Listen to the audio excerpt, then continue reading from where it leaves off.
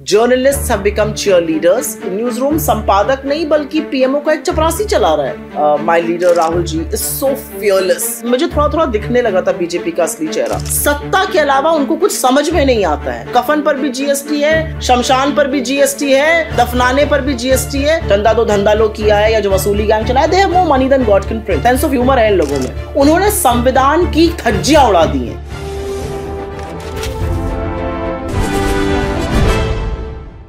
Lok Sabha elections dates are out. April 19th is the day when people will be out voting in the first phase of elections. Hello and welcome to India TV's special program, Vote Ka Dam. I am Nivedita and with me today I have a prominent member of Congress Working Committee, Supriya Shrinate. Welcome, ma'am. Thank you very much. Good to meet you, Nivedita. So, ma'am, you have worked as a journalist. You have been in journalism for almost 20 years. Yeah. So now that you sit on the other side of the table, what do you think? How has the entire arena changed? Is there any prominent change in the field? How long have you been a journalist? More than 10 years. So if you've been a journalist from 2014 onwards, you perhaps would not have seen what journalism was like before 2014. सबसे बड़ा change तो ये है that I find very few journalists. I find mouthpieces, I find cheerleaders, I find WhatsApp journalists, but I don't find journalists so much. I remember when I became a journalist, and I remember one of the things that my editor said to me is that whenever somebody gives you a story, you must always get the other side to talk on the story as well. That's what a journalist is supposed to do.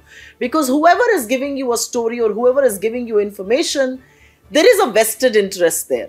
So the only way a journalist should work, the only way media works is you get story from one side, but you always get the other side to respond to that story so that you have both sides of the story covered. Today, unfortunately, journalism has been reduced to cheerleading.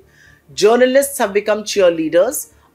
There is no editorial independence. I do feel very strongly about it because I loved the profession that I was a part of. I loved being a part of media when I was. And today newsrooms are not being run by editors. आज newsroom संपादक नहीं बल्कि PMO का एक चपरासी चला रहा है और WhatsApp से चला रहा है. तो ये बहुत बड़ा अंतर हुआ है. Any global leader that you follow very closely? Whom you follow very closely? A lot of them. I mean, back in the day, I remember when I used to be an anchor editor. I think there was a regime change in the US and Barack Obama had come and he was this big hope. I remember lots of people, global leaders. Angela Merkel, I thought, was always somebody who stood for women rights and things like that. Christine Lagarde, I thought, broke the glass ceiling. So multiple people. And of course, back home, I have always been an admirer of Mrs. Gandhi. I mean, I think she is grace, she's dignity, she's extremely sharp-witted. And what I learned after joining the Congress party and seeing her more closely is she has such a sense of humor. She's so witty and, she's so childlike in some ways. So there's so many people, like you admire people around you. I mean, I love my leader. I love the fact that my leader Rahul ji is so fearless. He just doesn't fear anything. And that's one virtue that I really cherish. And I think it's true for both siblings, both Priyanka ji and Rahul ji. So fearless, किसी से डरते ही नहीं है. मतलब I think कोई खौफ नहीं है. वो बहुत मुझे वो चीज़ बहुत इम्प्रेस करती है.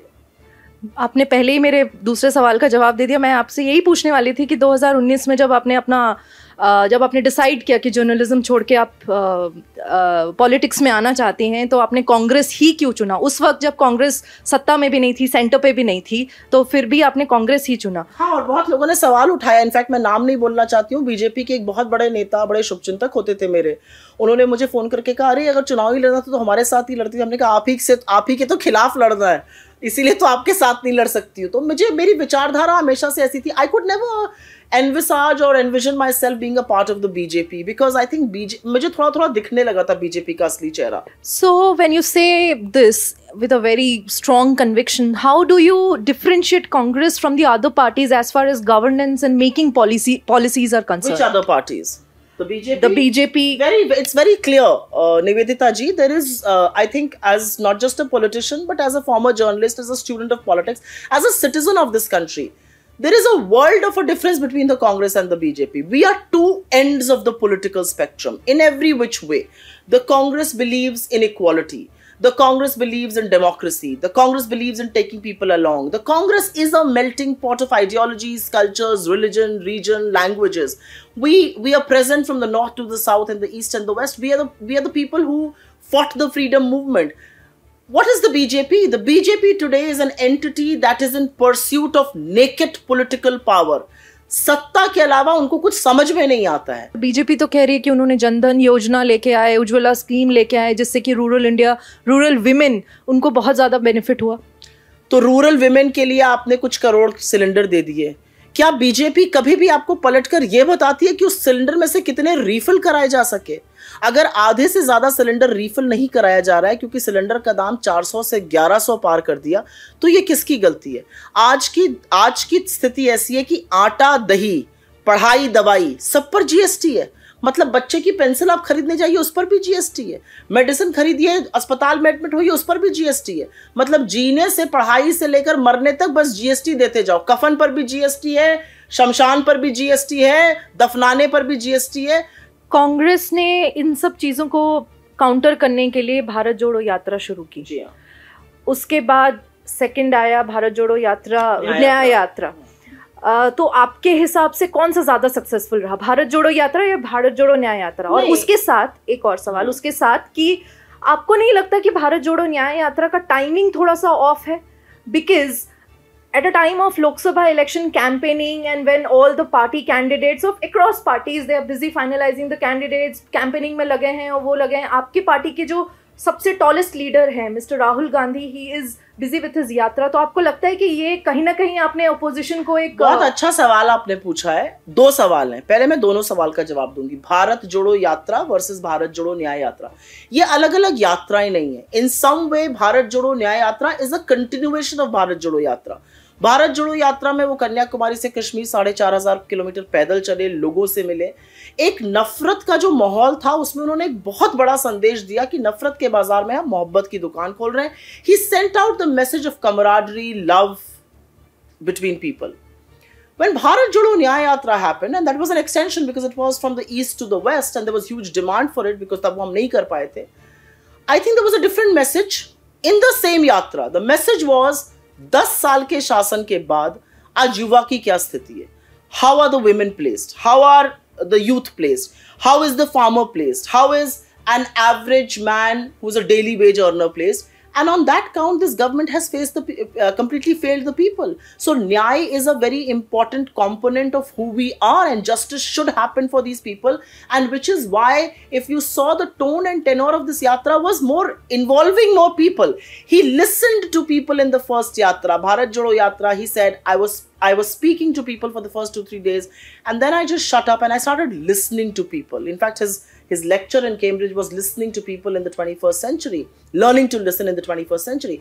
In Bharat Jodo Nyaya Yatra, उन्होंने लोगों की बात सुनी, साथ लोगों को एक मंच भी दिया अपनी बात कहने का. When he used to invite a young man from the crowd and ask him to speak, he was giving a voice to so many young people there. तो बहुत इसलिए मुझे लगता है इसमें डिफरेंशिएशन नहीं हो सकता। दोनों यात्राओं को अभूतपूर्व प्यार मिला। मुझे लगता है दोनों यात्राएं बहुत जरूरी थी, उन्होंने अपना मकसद पूरा किया। ये सवाल जो आपने दूसरा वाला पूछा ना, मुझे ये सवाल सुन के बड़ी हंसी आती है। हंसी क्यों आती है? चुनाव क्या होता है? चुनाव के दौरान लोग क्या करते हैं?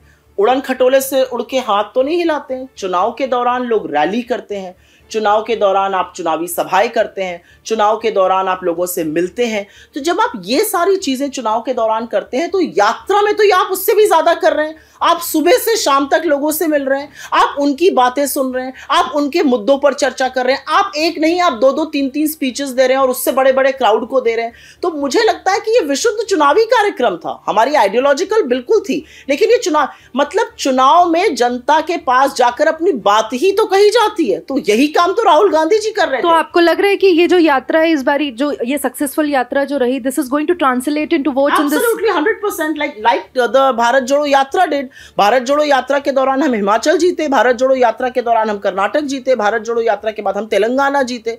हम किन्हीं कारणों से मध्य प्रदेश, छत्तीसगढ़, राजस्थान नहीं जीत पाए, लेकिन मुझे ऐसा लगता है कि जहां जहां से राहुल जी की यात्रा गई वहां पर हमारा वोट शेयर बढ़ा, वहां पे हमारी परफॉर्मेंस बढ़ी, हमने 3 जगहों पे सरकारें बनाई।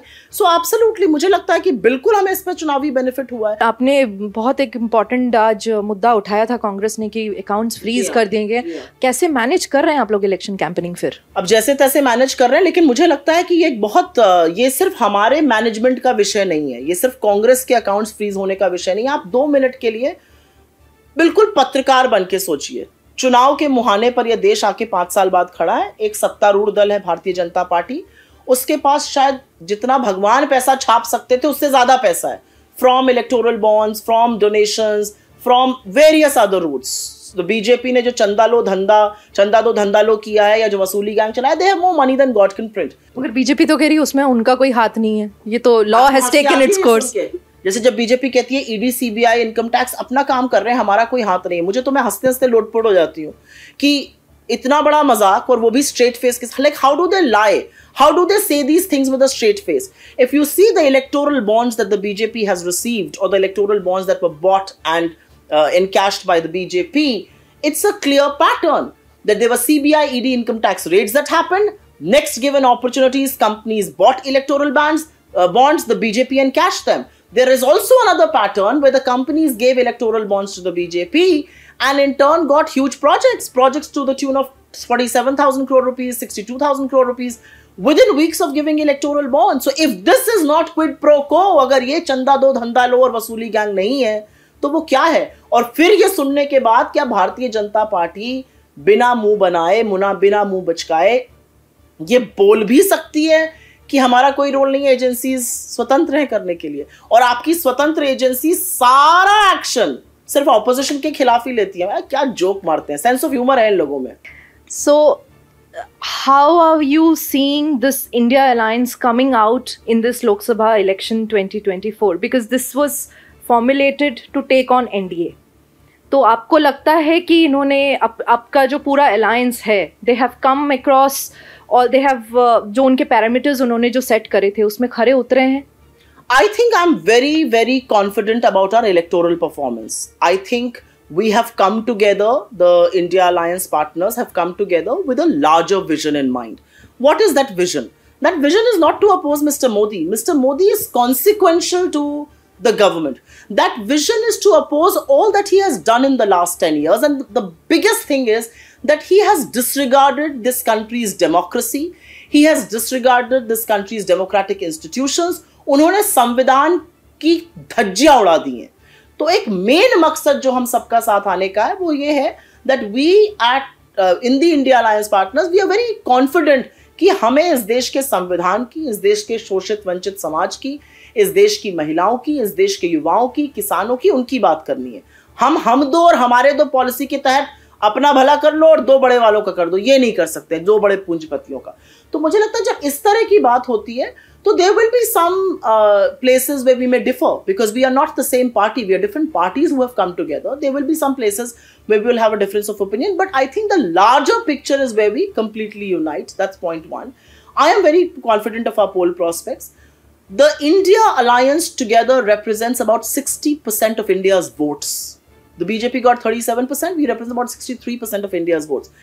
Given that vote share, and given the real issues on the ground that are resonating, let the BJP say what it does to you. But the reality is कि आज का युवा, आज की महिला, आज का किसान, आज का श्रमिक इससे ज्यादा फ्रस्ट्रेटेड, आज का मिडिल क्लास इससे ज्यादा फ्रस्ट्रेटेड कभी नहीं था। आज जब एक सर्वे कहता है कि 0 फूड, शून्य आहार खाने वाले बच्चों की संख्या 67 लाख है इस देश में, तो किसी की मां के कलेजे पर सांप लुटता है। 67 lakh children in this country are going to bed hungry. आज जब इस देश में सरकार का सर्वे कहता है 20% लोग 46 रुपीज अ डे पर अपनी गुजर बसर कर रहे हैं। अभी आप जब यहां से जाइएगा और अगर आपका कैमरा पर्सन और आप रुककर 2 बिस्लरी की बोतलें लीजिएगा तो 46 रुपए से ज्यादा का बिल आएगा। 46 रुपए दिन में खाना, कपड़ा, रहना, दवाई, पढ़ाई, हर तरह की गुजर बसर। What have we got this country to? What have we got this country to that भाई भाई का दुश्मन बना हुआ है? इतना रोष, इतना एंगर है. मतलब आप social media is a reflection of society.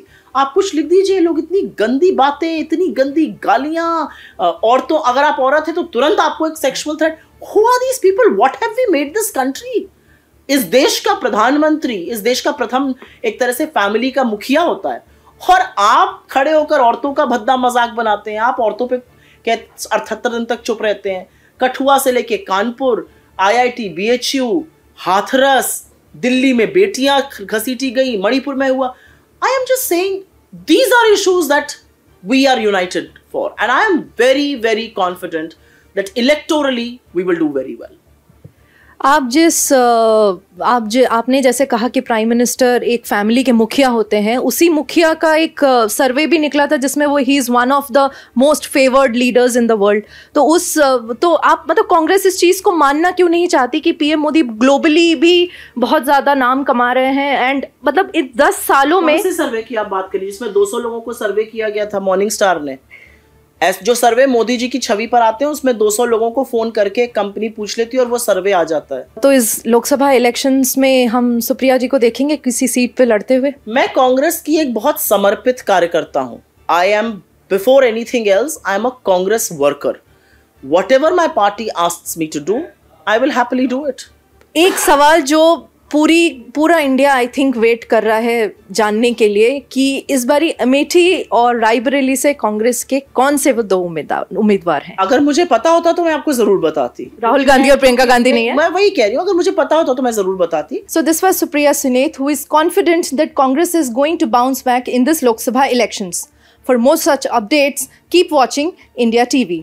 Thank you.